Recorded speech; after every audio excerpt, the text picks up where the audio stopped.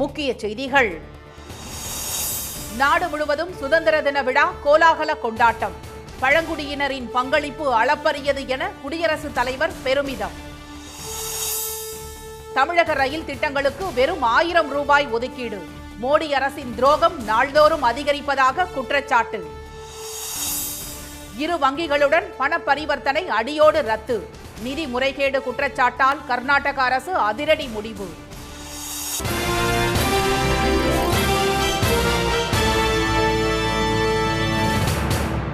வணக்கம். வணக்கம். Sun TV நேயர்கள் அனைவருக்கும் சுதந்திர தின நல்வாழ்த்துக்கள். நாடு முழுவதும் 78வது சுதந்திர தின விழா கோலாகலமாக கொண்டாடப்பட்டு வருகிறது. விடுதலை திருநாளையொட்டி டெல்லியில் குடியரசுத் தலைவர் மாளிகை, இந்தியா கேட் ஆகியவை தேசிய கொடியின் மூவர்ண நிறம் ஒளிரும் வகையில் மின்விளக்குகளால் அலங்கரிக்கப்பட்டிருந்தன. காஷ்மீர் பாராமுல்லா மாவட்டத்தில் 2.5 கிலோமீட்டர் நீளம் கொண்ட மூவர்ண கொடியை சுமந்தபடி ஆயிரக்கணக்கானோர் ஊர்வலமாக சென்றனர். உத்தரப்பிரதேசத்தின் அயோத்தியில் சிஆர்பிஎஃப் வீரர்களும், ராஜஸ்தான் மாநிலம் ஜெய்ப்பூரில் காவல்துறையினரும் தேசிய கொடியை ஏந்தியபடி வாகன பேரணி நடத்தினர். மும்பையில் என்சிசி மாணவர்களின் தேசிய கொடி அணிவகுப்பு நடைபெற்றது. தலைநகர் டெல்லியில் எல்லை பாதுகாப்பு படையினர் தேசிய கொடியுடன் ஊர்வலமாக சென்றனர்.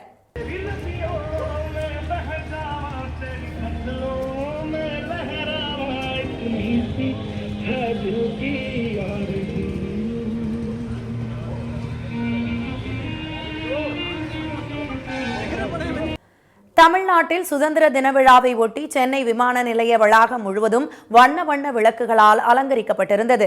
சென்ட்ரல் ரயில் நிலையம், ரிப்பன் மாளிகை கட்டடங்களின் முகப்பு பகுதிகள் தேசிய கொடியின் வண்ணத்தில் மிளிர்ந்தன. சுதந்திர தின விழா நடைபெறும் தலைமைச் செயலகமும் மின் விளக்குகளால் ஒளியூட்டப்பட்டிருந்தது.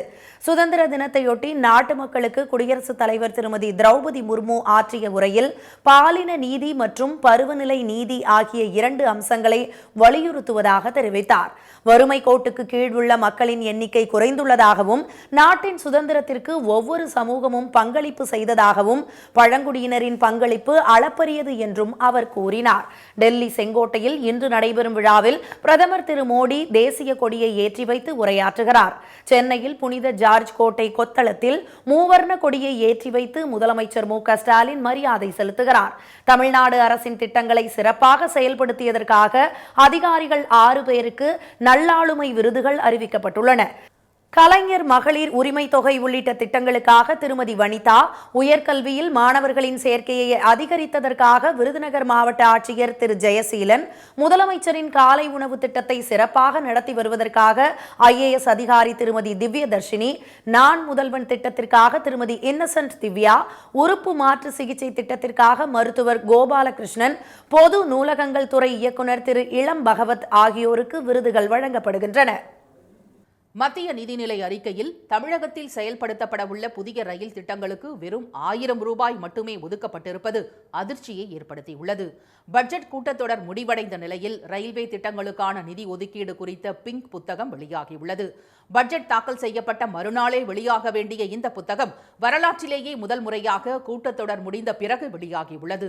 பட்ஜெட் மீதான விவாதத்தின் போது தமிழக எம்பிக்கள் இதுகுறித்து கேள்வி எழுப்பிய போது மௌனம் காத்த மத்திய அரசு தற்போது பிங்க் புத்தகத்தை வெளியிட்டுள்ளது.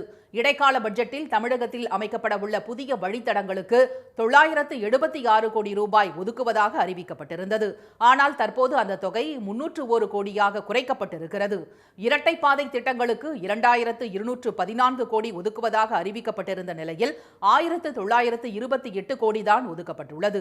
காட்பாடி விழுப்புரம் இரட்டை ரயில் வழித்தட திட்டத்துக்கு 150 கோடி ரூபாய் ஒதுக்கப்பட்ட நிலையில் தற்போது வெறும் 1000 ரூபாய் மட்டுமே ஒதுக்கப்பட்டுள்ளது. சேலம், கரூர், திண்டுக்கல் இரட்டை ரயில் வழித்தட திட்டம், ஈரோடு, கரூர் இரட்டை ரயில் பாதை திட்டம் உள்ளிட்ட திட்டங்களுக்கு 1000 ரூபாய் ஒதுக்கி இருப்பதன் மூலம் தமிழர்களை பாஜக அரசு வஞ்சித்திருப்பதாக மதுரை தொகுதி நாடாளுமன்ற உறுப்பினர் திரு சு வெங்கடேசன் குற்றம் சாட்டியுள்ளார். அத்திப்பட்டு புத்தூருக்கு 50 கோடி ஒதுக்கப்பட்டிருந்துச்சு. இப்பொழுது வெறும் 1000 ரூபாய் ஒதுக்கிறது. திண்டிவனம், செஞ்சி, திருவண்ணாமலை வழித்தடத்திற்கு இடைக்கால பட்ஜெட்டில் 100 கோடி ஒதுக்கியிருந்தாங்க. இன்னைக்கு அறிவிக்கப்பட்டிருக்கிற பிங்க் புக்கில் வெறும் 1000 ரூபாய் ஒதுக்கப்பட்டிருக்கு. 100 கோடி எங்கே இருக்குது, 1000 ரூபாய் எங்கே இருக்குது? அதாவது இதெல்லாம் எப்பயோ ஒதுக்கப்பட்டது இல்லைங்க. பிப்ரவரி மாதம் ஒதுக்கப்பட்டதாக ஒன்றிய அரசினுடைய பிங்க் புக்கில் அறிவிக்கப்பட்டது. பழனி, ஈரோடு பழனிக்கு 100 கோடி. ஆனால் இன்னைக்கு ஒதுக்கி இருக்கிறது வெறும் 1000 ரூபாய். சென்னை மகாபலிபுரம் கடலூர் கடற்கரை பாதைக்கு 25 கோடி ஒதுக்கப்பட்டிருந்துச்சு பிப்ரவரி மாதம். இன்னைக்கு ஒதுக்கப்பட்டிருப்பது வெறும் 1000 ரூபாய். தொடர்ந்து வஞ்சகம் இழைக்கிறது ஒன்றிய அரசு. அந்த வஞ்சகத்தினுடைய உச்சபட்சம் இது. இதுவரை நிதியே ஒதுக்கலை. இந்த முறை தேர்தலுக்கு முன்னால் நிதியை ஒதுக்கிவிட்டு மக்களிடம் வாக்குகள் வாங்குவதற்காக ஒதுக்குவதாக அறிவித்துவிட்டு அறிவித்த அறிவிப்பையும் இப்பொழுது திருப்பி எடுத்திருக்கிறார்கள், பறித்திருக்கிறார்கள். இது மிக மிக மோசமான ஒரு நிலை. மோடி அரசு தமிழ்நாட்டுக்கு செய்யும் துரோகத்தின் அளவு ஒவ்வொரு நாளும் அதிகரிப்பதாக திரு வெங்கடேசன் கண்டனம் தெரிவித்துள்ளார். இது தொடர்பாக தாம் குற்றச்சாட்டை முன்வைத்த போது தமக்கு எதிராக பேசிய பாஜகவை சேர்ந்த திருமதி வானதி சீனிவாசன் உள்ளிட்டவர்கள் இப்பொழுது என்ன சொல்லப் போகிறார்கள் என்று அவர் வினவியுள்ளார். சென்னை மெட்ரோ ரயிலின் 2ஆம் கட்ட திட்டத்துக்கு 1 ரூபாய் கூட ஒதுக்காமல் வஞ்சித்த மத்திய அரசு இப்போது தமிழ்நாட்டுக்கான ரயில் திட்டங்களுக்கும் அநீதி இழைத்திருப்பதாக திரு வெங்கடேசன் குற்றம் சாட்டியுள்ளார். நிதி முறைகேடு குற்றச்சாட்டுகளை அடுத்து பாரத ஸ்டேட் வங்கி மற்றும் பஞ்சாப் நேஷனல் வங்கியுடனான அனைத்து பரிவர்த்தனைகளையும் கர்நாடக அரசு ரத்து செய்துள்ளது.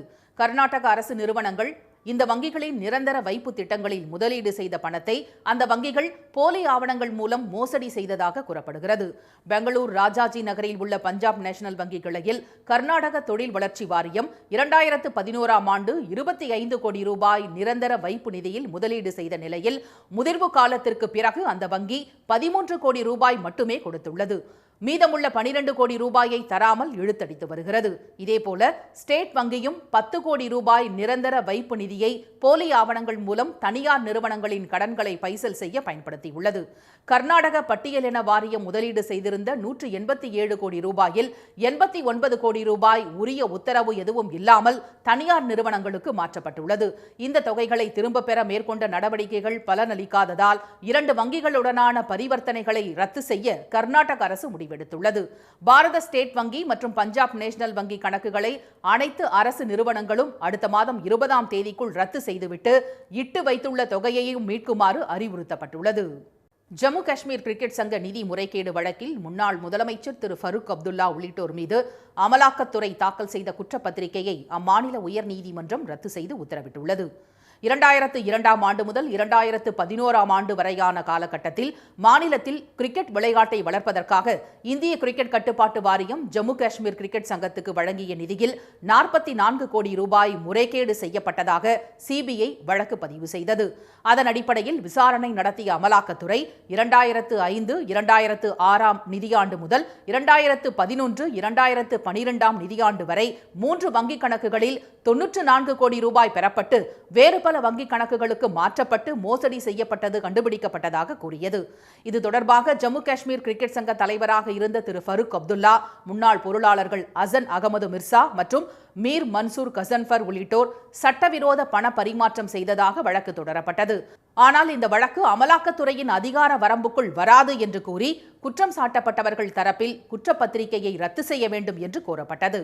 வழக்கை விசாரித்த உயர்நீதிமன்றம் கடந்த 7ஆம் தேதி தீர்ப்பை ஒத்திவைத்தது. இந்நிலையில் நேற்று தீர்ப்பு வழங்கிய நீதிபதி திரு சஞ்சீவ் குமார், குற்றம் சாட்டப்பட்டவர்கள் ஆதாயம் அடையக்கூடிய சட்டவிரோத நடவடிக்கையில் ஈடுபடவில்லை என்று கூறி அவர்கள் மீதான அமலாக்கத்துறையின் குற்றப்பத்திரிகைகள் மற்றும் துணை குற்றப்பத்திரிகைகளை ரத்து செய்து உத்தரவிட்டார். ஆக்கிரமிப்புகளை அகற்ற கோரி நோட்டீஸ் அனுப்பும் அதிகாரம் வட்டார வளர்ச்சி அலுவலருக்கோ கிராம ஊராட்சி தலைவருக்கோ இல்லை என்று கூறியுள்ள உயர்நீதிமன்றம் அச்சுறுத்தும் வகையில் நோட்டீஸ் அனுப்பினால் அபராதம் விதிக்கப்படும் என்று எச்சரித்துள்ளது. உயர்நீதிமன்ற மதுரை கிளைக்கு உட்பட்ட மாவட்டங்களில் உள்ள ஊராட்சிகளில் ஆக்கிரமிப்புகளை அகற்ற கோரி ஊராட்சி தலைவர், வட்டார வளர்ச்சி அலுவலர் உள்ளிட்டோர் அனுப்பிய நோட்டீஸ்களை ரத்து செய்ய கோரி உயர்நீதிமன்ற மதுரை கிளையில் பல மனுக்கள் தாக்கல் செய்யப்பட்டன. இந்த மனுக்கள் அனைத்தும் நீதிபதிகள் திரு சுப்பிரமணியன், திருமதி விக்டோரியா கௌரி அமர்வில் விசாரணைக்கு வந்தன.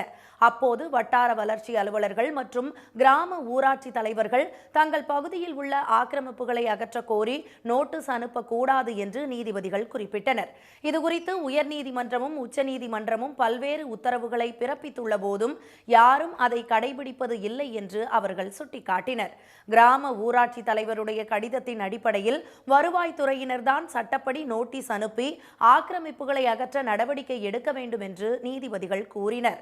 ஆக்கிரமிப்புகளை அகற்றுமாறு அச்சுறுத்தும் வகையில் நோட்டீஸ் அனுப்பக்கூடாது என்ற நீதிபதிகள் இதுகுறித்து உயர்நீதிமன்ற மதுரை கிளைக்கு உட்பட்ட 14 மாவட்ட ஆட்சியர்களுக்கும் சுற்றறிக்கை அனுப்ப அரசு வழக்கறிஞருக்கு உத்தரவிட்டனர். மேலும் இதுபோன்று ஆக்கிரமிப்புகளை அகற்றுமாறு ஆக்கிரமிப்பாளர்களுக்கு ஊராட்சி தலைவர்கள் நோட்டீஸ் அனுப்பியதாக வழக்கு வந்தால் அதிகபட்ச அபராதம் விதிக்கப்படும் என்று நீதிபதிகள் எச்சரித்தனர். கேரளாவில் சுற்றுலா தலமான மூணாறில் ஆப்பிள் தோட்டங்கள் பார்வையாளர்களை கவரும் அம்சமாக திகழ்கின்றன. இடுக்கி மாவட்டத்தில் உள்ள மூணாறு பசுமை கொஞ்சும் மலைப்பகுதியாகும். அங்கு கொட்டி கிடக்கும் இயற்கை அழகை காண வெளிநாடுகளிலிருந்தும் சுற்றுலா பயணிகள் வருகின்றனர். காந்தளூர் பகுதியில் காணப்படும் ஆப்பிள் மரங்களில் தற்போது சீசன் என்பதால் கொத்து கொத்தாக பழங்கள் விளைந்துள்ளன. இயற்கை அழகை ரசிக்க வருபவர்கள் ஆப்பிள் தோட்டங்களையும் காண தவறுவதில்லை. ഞങ്ങളിവിടെ ടൂറിസ്റ്റ് ആയിട്ട് വന്നതാണ്. ഇവിടെ ചീനി ആപ്പിൾ ഗാർഡൻസിലാണ് ഞങ്ങളിപ്പോൾ ഉള്ളത്. ഇവിടെ ഒരു വ്യത്യസ്ത അനുഭവമാണ് നമുക്കുള്ളത്. കാരണം വെച്ചാൽ നേരിട്ട് വന്ന് ആപ്പിൾ തോട്ടം കാണാനും നമ്മുടെ ഇഷ്ടം പോലെ പറിച്ചെടുക്കാനൊക്കെ നമുക്കൊരു അവസരം കിട്ടുന്നുണ്ട്. ഇത് പ്യൂർലി ഓർഗാനിക്കാണെന്നാണ് പറഞ്ഞത്. നല്ല ടേസ്റ്റും മധുരവും ഒക്കെ ഉണ്ട്. மூணாறு ஆப்பிள் தோட்டங்களில் சுவையான இருவகை ஆப்பிள் விளைவதாக தோட்ட உரிமையாளர்கள் தெரிவித்தனர். ஆகஸ்ட் மாத இறுதி வரை அறுவடை காலம் என்பதால் சுற்றுலா பயணிகள் ஆப்பிள் தோட்டங்களை பார்த்து ரசிப்பதுடன் பழங்களையும் வாங்கிச் செல்கின்றனர். தமிழகத்தில் 4 நாட்களுக்கு கனமழை பெய்ய வாய்ப்புள்ளதாக சென்னை வானிலை மையம் எச்சரித்துள்ளது. கேரளாவின் வயநாடு பகுதியில் மீண்டும் பெய்த கனமழை காரணமாக வழிக்கடவு பகுதியிலிருந்து தமிழக எல்லைக்கு வரும் சாலையில் மண் சரிவு ஏற்பட்டுள்ளது. இதையடுத்து இரவு நேரத்தில் மலைப்பகுதிக்கு வாகனங்கள் செல்ல வேண்டாம் என நிலம்பூர் தீயணைப்பு துறையினர் வாட்ஸ்அப் ஆடியோ மூலம் வாகன ஓட்டிகளுக்கு தகவல் அனுப்பினர். குமரி மாவட்ட மலையோர பகுதிகளில் தொடர் மழை காரணமாக குழித்துறை தாமிரபரணி ஆறு செந்நிறமாக மாறியது. ஆர்ப்பரித்த வெள்ளத்தில் சப்பாத்து பாலம் மூழ்கியது.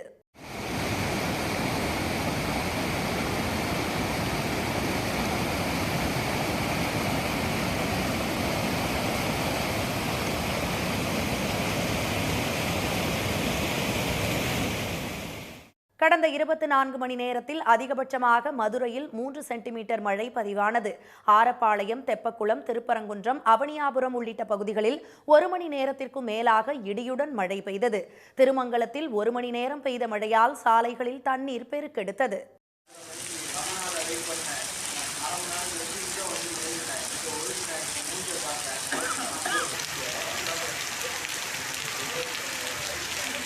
திண்டுக்கல் மாவட்டம் நத்தம் மற்றும் சுற்றுவட்டார பகுதிகளில் பலத்த மழை பெய்தது. நீர்பிடிப்பு பகுதிகளில் பெய்த மழையால் வத்தலகுண்டு அருகே உள்ள 74 அடி உயர மருதாநதி அணை இந்த ஆண்டில் 4வது முறையாக நிரம்பியது. அணைக்கு வரும் 100 கன அடி நீர் அப்படியே வெளியேற்றப்படுகிறது. திருச்சி, ஆரணி, திருவண்ணாமலை, விருதுநகர், ஈரோடு, கோபியில் பலத்த மழையும் கும்பகோணத்தில் சாரல் மழையும் பெய்தது. கொடைக்கானலில் பெய்து வரும் தொடர் மழையால் வெள்ளி அருவியில் தண்ணீர் ஆர்ப்பரித்து கொட்டுகிறது. இதனிடையே வளிமண்டல கீழடுக்கு சுழற்சி காரணமாக தமிழ்நாட்டில் வரும் 18ஆம் தேதி வரை கனமழை பெய்யக்கூடும் என்று சென்னை வானிலை மையம் தெரிவித்துள்ளது. நீலகிரி, கோவை, தேனி, திண்டுக்கல், திருப்பூர், சேலம், நாமக்கல், ஈரோடு, கிருஷ்ணகிரி, தருமபுரி, திருப்பத்தூர், வேலூர், ராணிப்பேட்டை, காஞ்சிபுரம் ஆகிய 14 மாவட்டங்களில் இன்று கனமழை பெய்யும் என சென்னை வானிலை மையம் தெரிவித்துள்ளது. சென்னையில் இன்று மிதமான மழை பெய்யக்கூடும் என்றும் தெரிவிக்கப்பட்டுள்ளது. மீண்டும் முக்கிய செய்திகள். நாடு முழுவதும் 78வது சுதந்திர தின விழா கோலாகலமாக கொண்டாடப்பட்டு வருகிறது. மத்திய நிதிநிலை அறிக்கையில் தமிழக ரயில் திட்டங்களுக்கு வெறும் 1000 ரூபாய் மட்டுமே ஒதுக்கப்பட்டிருப்பது அதிர்ச்சியை ஏற்படுத்தியுள்ளது. இத்துடன் இந்த செய்திகள் நிறைவடைந்தன. மீண்டும் சன் டிவியில் செய்திகள் மாலை 6 மணிக்கு. செய்திகளை உடனுக்குடன் தெரிந்து கொள்ள சன் நியூஸ் தொலைக்காட்சியை பாருங்கள். வணக்கம். வணக்கம்.